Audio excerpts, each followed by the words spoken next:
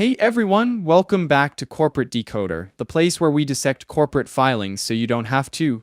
Today we're diving into the latest annual report from LEGG Mason Partners Variable Income Trust, specifically looking at the Western Asset Core plus VIT portfolio. Now, usually bond fund reports are about as exciting as watching paint dry, but this one has a few surprises, including some eyebrow-raising investments and some notable shifts in strategy.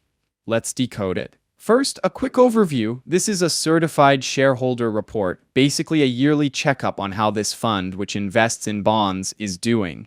It's for the year ending in late December of 2024, so it's fairly up to date. The fund aims for a core plus approach, meaning it seeks to outperform a standard bond index while taking on a bit more risk.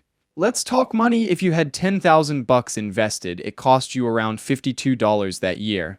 That's about 0.52% of your investment, not too shabby.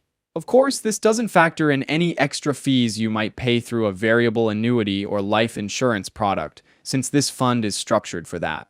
Okay, so how did the fund actually do last year? Here's where things get a little less rosy. Class I shares lost 0.42%. Now, that's not a huge loss, but it's definitely not a win. They compare themselves to the Bloomberg US Aggregate Index, which actually gained 1.25% during that same period. So, they underperformed their benchmark. What went right and what went wrong? On the positive side, their investments in structured products, investment-grade credit, and agency mortgage-backed securities helped. Basically, these types of bonds got a little more valuable. On the flip side, their long-duration position, which is a bet that interest rates would stay low, hurt them as interest rates actually rose. Their yield curve positioning, which is a fancy way of saying how they'd bet on the difference between short-term and long-term interest rates, also didn't work out. And their investments in emerging markets took a hit. It also sounds like the fund used derivatives, financial tools like futures and swaps, to try to manage risk and juice returns. However, these derivatives ended up detracting from performance overall. Not great. Let's zoom out and look at the long term. If you had invested $10,000 in the Class I shares 10 years ago, at the end of 2014, you'd have about $11,575 now. That's an average annual return of about 1.47%. Not exactly setting the world on fire, but it is growth. Now, the Bloomberg Aggregate Index, their benchmark, would have given you a similar return. Class II shares, started later in mid-2015, have delivered similar results over their shorter lifespan. Long-term performance is a bit lackluster. As of the end of 2024, the fund managed about $133 million.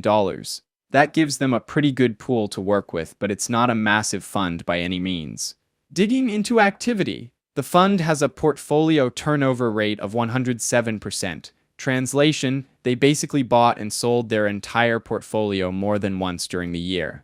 That can mean higher transaction costs, even if it helps performance. So what are they actually holding? Looking at the portfolio composition, the biggest chunk, about 25%, is in U.S. agency mortgage-backed securities.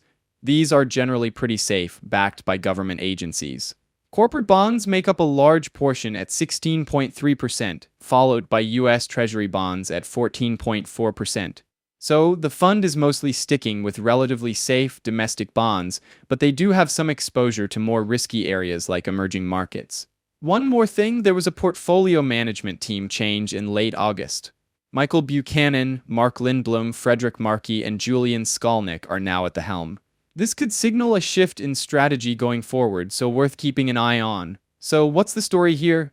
Well, Western Asset Core plus VIT portfolio had a tough year in 2024, underperforming its benchmark.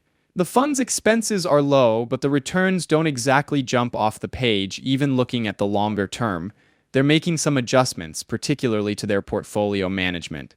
Is that going to make a huge difference? Time will tell. The new management team might signal a different approach, but bond funds, by their nature, tend to be slow-moving beasts. Looking ahead, one of the biggest risks for any bond fund is always interest rate risk. If rates keep climbing, that long-duration positioning could continue to be a drag. Also, their exposure to corporate bonds means they're vulnerable to any economic slowdown that could hurt corporate profits. In conclusion, this fund is showing some weaknesses right now. It's not a disaster, but it's also not a standout performer. They're facing the same headwinds as many other bond funds like inflation and rising rates. Whether the new management team can turn things around is the big question. The next few years will be critical to see if Western Asset Core Plus can actually deliver that plus they're aiming for. Thanks for watching. If you found this breakdown helpful, please give us a like and subscribe for more corporate deep dives. What companies would you like us to cover next? Let me know in the comments.